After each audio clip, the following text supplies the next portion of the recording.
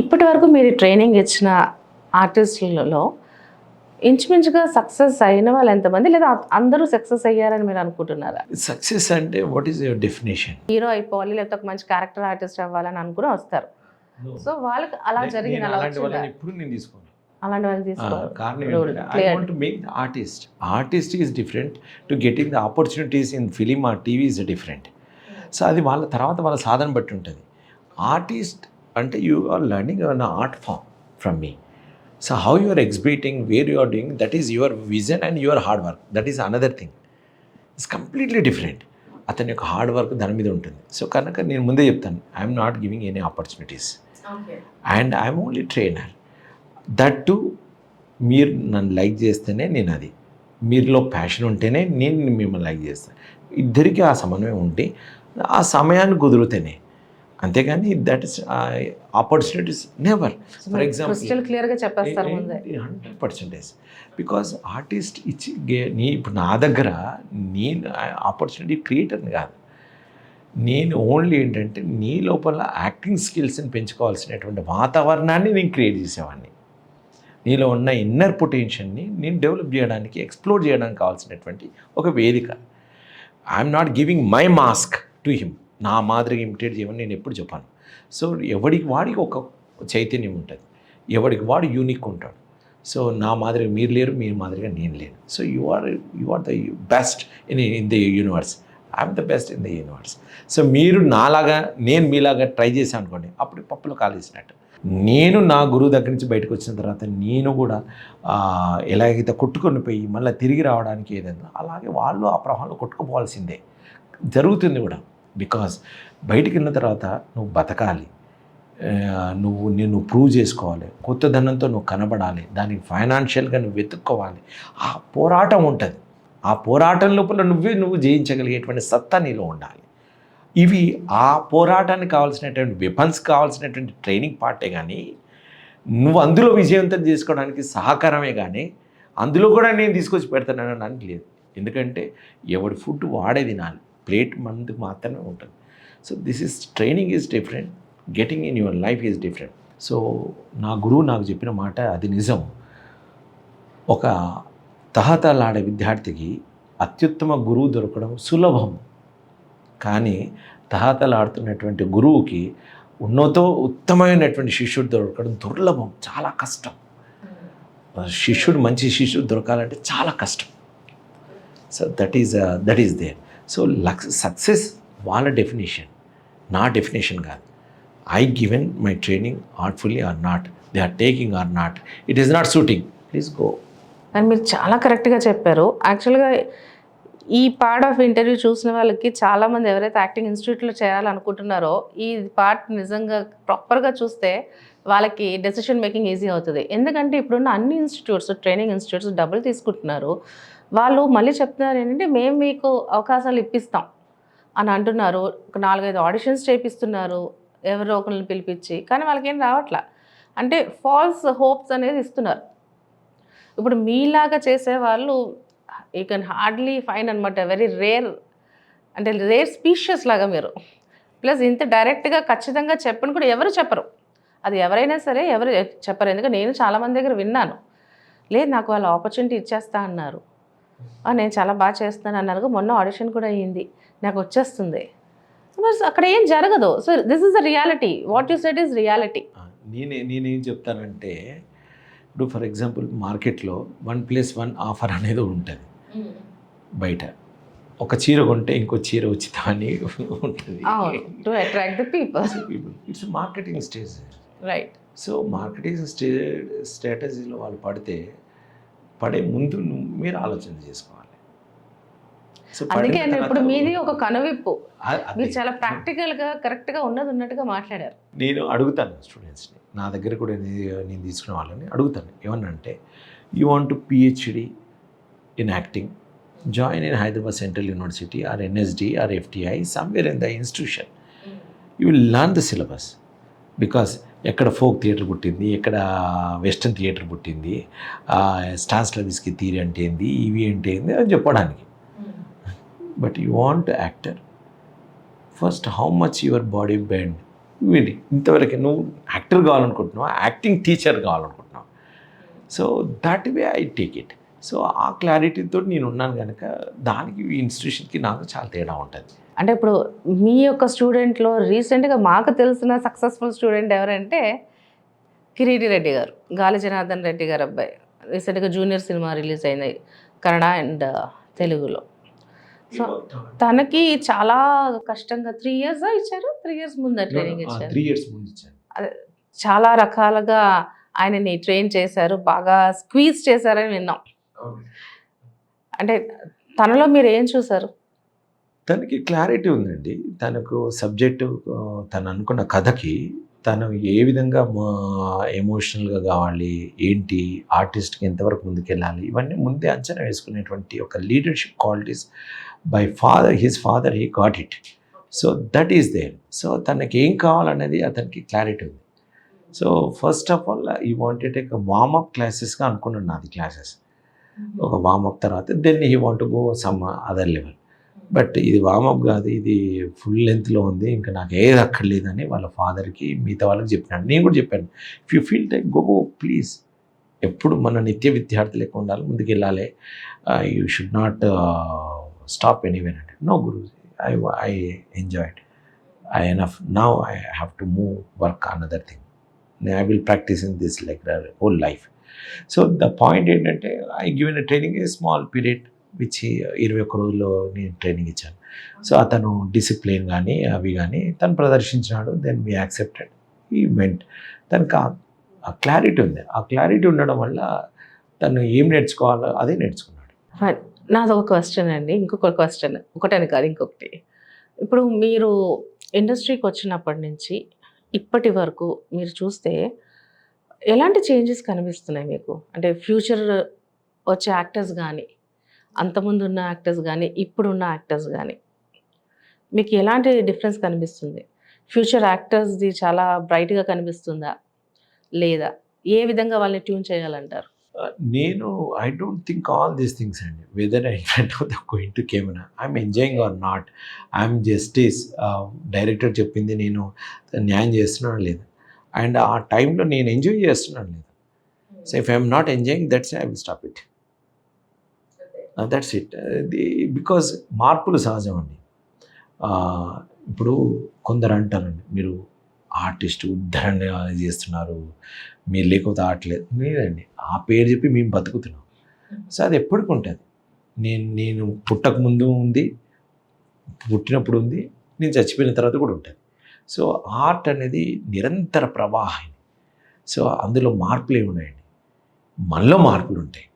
So కనుక this is ఆ భిక్షను మనం పెట్టుకొని మనం ఎంజాయ్ చేస్తుంటాం. మనం దానికి ఏదో రూపం లేదేదో చెప్పుకుంటూ పోతుంటాం, కానీ ఆర్ట్ నెవర్ చేంజెస్ అండి. Art is divine, that's it. So ఇండస్ట్రీలో మీకు ఇప్పుడు చాలా పరిచయాలు ఉన్నాయి కదా. ఇప్పుడు వేణు గారు కానీ, దిల్ రాజు గారు కానీ, వీళ్ళందరితో మీకు చాలా మంచి అనుబంధం ఉంది అని అనిపిస్తుంది. సో వాళ్ళ నెక్స్ట్ మూవీస్లోని అలాగా మీకు ఇవ్వడం లాంటిది?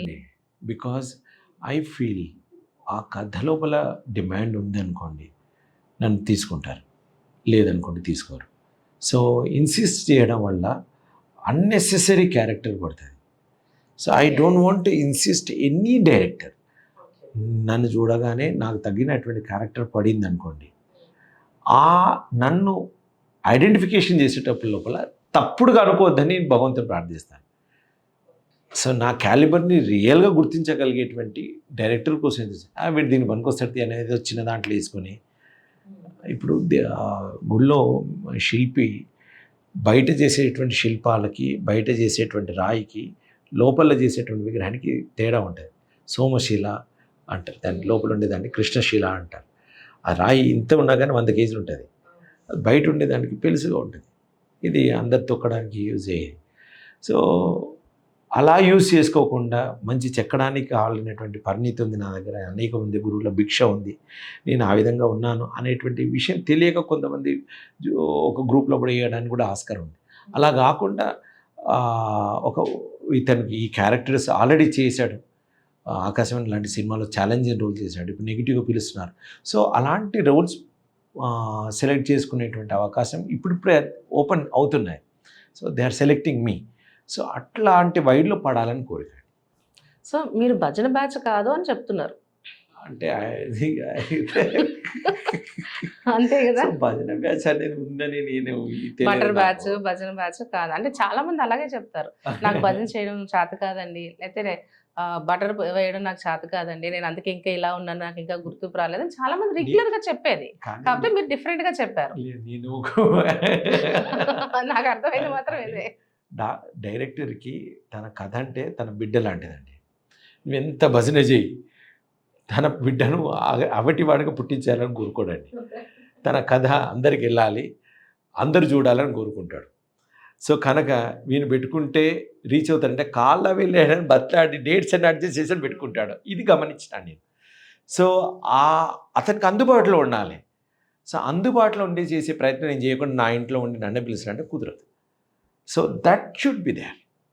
సో కొందరు ఏమంటారంటే, నువ్వు నీకు టచ్లో ఎందుకు లేవు, టచ్లో ఉండు, పలానా రాజేంద్ర ప్రసాద్ పలానా వాళ్ళు వచ్చి నాకు టచ్లో ఉంటారు, వీళ్ళంతా నువ్వేంది అని ఐఎమ్ సేయింగ్ దట్స్ వాళ్ళే వస్తారు, నువ్వేంత టచ్లో ఉండు.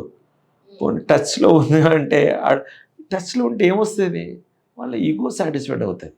సో అహంకారం ఉన్నవాడు ఎవ్వడు క్రియేటివ్ పర్సన్ కాదు. మన దగ్గర పోయి మన జీవితం వేస్ట్.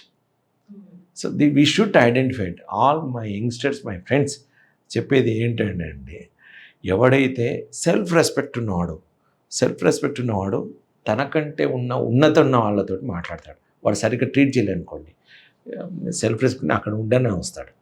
అదే అహంకారంగా ఉండేవాడు తనకంటే తక్కువ వాళ్ళ మీద ప్రదర్శిస్తాడు. తనను ఎక్కువగా చేస్తే వీడిని నెట్టేస్తారు కదా. సో వీడు వీక్ అని భావంతో చేస్తారు. So don't go. Artist need self respect, but అహంకారం ఉండదు. సో నేను ఇదా కూర్చోను, నో యూ మస్ట్ గో. వాడికి అవసరం అంటే కింద కూర్చో, సన్నగా అంటే సన్నగా, లావుగా అంటే లావుగా, ఒక పూట తిన్నాంటే ఒక పూట వేసుకో, మట్టి రాసుకుంటే మట్టి రాసుకో, నీకు సూట్ అయితే అన్నీ చెయ్యి.